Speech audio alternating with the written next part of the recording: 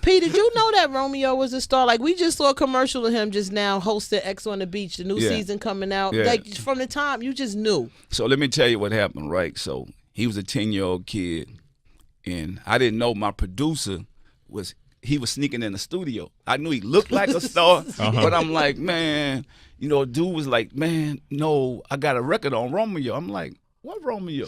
We got all street music, man. We got all monsters around here. Like, what Romeo you talking about?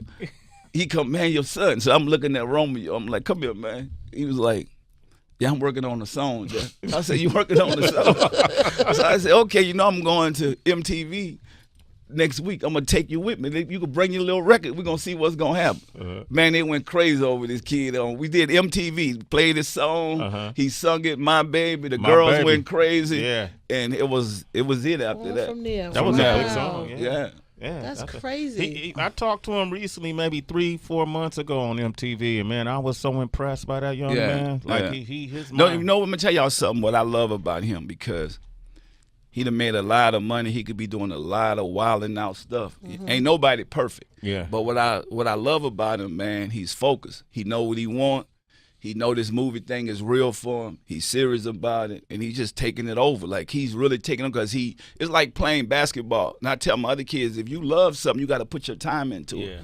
He could be getting in trouble wilding out. He don't. He, like, really doing the right thing. And I'm like, man, I'm proud of you for that, man, because a lot of my friends' kids are dead on jail. Wow. And a lot of his cousins are dead on jail. So, that's what I'm saying, thinking outside the box and knowing what you got to do. You got to be smarter than your environment. Yeah. Eric Shirley, good morning. How are you doing? Hi, Sway. Hi, Heather B. Hi. So wonderful. Master P, sir, I respect and love you so much. Let me tell you, my mom is from Tangipahoa, so every summer I would go to New Orleans in the Eastover, and my cousins put me onto your music, and because I was living in San Antonio at the time, and I absolutely love it. So my question for you today is, your are you the inspiration behind, like, the Migos and everyone else that's like making these different noises that sounds like super great in their songs? I never thought about it. I just, for me, that was like my battle cry. Like instead of screaming, I was just like, I don't know. It just came like when I went through pain or something. That's what it came out. And people don't know I never wrote music. It just got to come out. And so those sounds will come out, and I'll start doing those type of things. And whoever came before me, I appreciate them. And then, for this generation, if from the Gucci Mans to the people that followed my movement, the Young Jesus, I mean, I got a lot of love and respect for those guys, the Migos. I mean, they talented. People even like the Migos, nobody didn't believe in them. Yeah. Shout out to P and Coach. Nobody believed in them, and those dudes work, man. So you can't stop somebody that just grind, even if you hate. Yeah. Eventually you're going to be like, your kids going to be listening to it, your friends going to be listening to it. Your nieces and nephews. Think about it. So you really can't hate. I mean, talent is talent. Sometimes people might not understand your gift. Even when I was in the Bay, think about it this way. It was hard for me. I sound like nobody there. Yeah. But at the end, it ended up being a good thing, because everybody in the Bay sounded like. So a lot of guys that should have made it bigger, that was more talented than me at that time, they didn't make it because they all sound the same. Yeah. And so for me, being different, people don't realize, even though I stood out there, Camille, waiting, trying to get my record played, I go in there and be like, man, is you serious? I'm like, man, you don't sound nothing like, why is you keep coming now? I said, man, because I got a hit. Yeah. I kept coming. He's like, man, is you either crazy? Okay, I'm going to play this one time. Put this on for the fans and see what they think. I said, just do that one time. And they put it on, and that was it after that. So you can't go by just because everything that sounds the same, it don't end up being as big as you think. It's good. Yeah. It's the moment, but if you're different, you're going to take off and blow up. So sometimes it ain't how you start, it's how you finish. Yeah, it is. Eric Shirley, you heard that right. I did, and I want to say one last thing. I'm a no-limit soldier in real life. I'm an Army reserve career here in Los Angeles, And it's so funny, when I was in ROTC in high school, and this was No Limit Soldier, I'm telling you, we was getting it. We was getting it. Let me hear your Let me hear your Let me hear your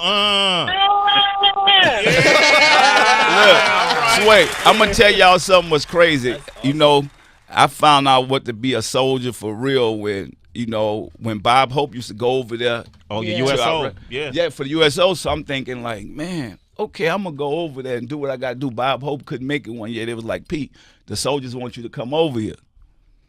Man, I got so much respect for those people, man. All I heard was boom, boom, boom. I'm thinking I heard gunshots in the project. Yeah. But dog, I'm just saying, I ain't never heard so much ammo going off every day. And I got my son saying, man, and the soldiers, and I seen the ones that was injured, the ones with their legs and arms blown, they still ready to fight for the country. I'm like, man, that look at the pride and the respect these people have to go and put their life on the line for us. And it made me feel so good to when my music, you don't know how your music affect people.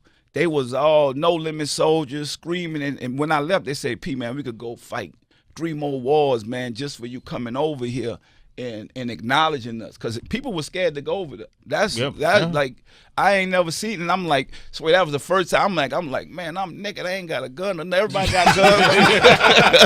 Where'd you go? Where'd you go? Where'd you go? Wait, Pete, what your little gun from the project? Not in Iraq. You was in Iraq? Man, I was in Iraq. Oh, I was damn. in Guantanamo Bay. I was in it. I'm like, man, I was like, it was real. You was in Iraq? But I was, to be honest with you, I'm glad I went there for our people, man. Yeah. Like, I'm glad I went there. Like, it was an experience, but that's going to show you when you got God and you prayed up, man, you could overcome anything. And to be able to, because they told me, if you walk outside that line, P, you're never going back home. Wow. That's enemy territories. We can't do nothing for you. But I had so many soldiers with me. I'm just saying, but I felt like, but I ain't got nothing. So you know what I'm saying? So, The little thing you got at home now, man. Gun can't be jamming in Iraq, man. Yo, hey P, man, I love when you come up here. Doubt. It's like I'm hanging out with my high school homie, man. Yeah. You know, and I can't tell you how proud I am of you. And when I hear him tell these stories, I know a lot of the stories. Yeah. So, but I sit like I'm hearing them for the first time because I visualize everything you're saying. I watch you walk it. You know, and it is stuff that I didn't get a chance to see, but I know you've been through. So to be here today, you're inspiration, bro. Yeah. Keep going, P. No limit, baby. I'm gonna tell y'all, I'm just so happy for the people that came after us, that let us know, because they say hip hop wasn't gonna last that long. Yeah. And to be able to see Snoop getting a star, you know, in Hollywood, Wasn't that big, man? That was big for us because Snoop is a street artist, you know, like us, and to be able to have that Hollywood recognize him, that know that we done knocked down a lot of doors. So shout out to Snoop and the whole family, my brother Silk, C Murder, man, Crazy, all the dogs that just kept it 100, Big Buys, you know. Man, we praying for Mystical locked up, but man, it's like Mac, Free Mac, you know, man, it's just so much love, man. Everybody that's in jail listening to this, man, y'all hold y'all heads up, and then the ones on the streets, man, we can't keep making these mistakes. We got to do right if we want to be out here with our kids, man. Because you know, I love to be able to be out here with my kids for the holidays and my family, man. We got to start doing right though. So we got to do it right. You said it. We got to outsmart the environment that we're in. Well, check it out too. Like you said about our money, we got to stop just finding these financial advisors and giving our money away to them because. We got to learn financial literacy. A lot of these athletes and entertainers, they depending on these financial advisors. That's why we getting robbed. Yeah, you can learn exactly what they know. Educate yourself for your money, man. Facts. Go online, take a little course up or something. You know what I'm saying? If you really want to be able to be here 20 years, 25 years later and still be successful. And you got to have some type of faith, man. So I just thank the man up above for sparing me because I know I had a lot of close calls.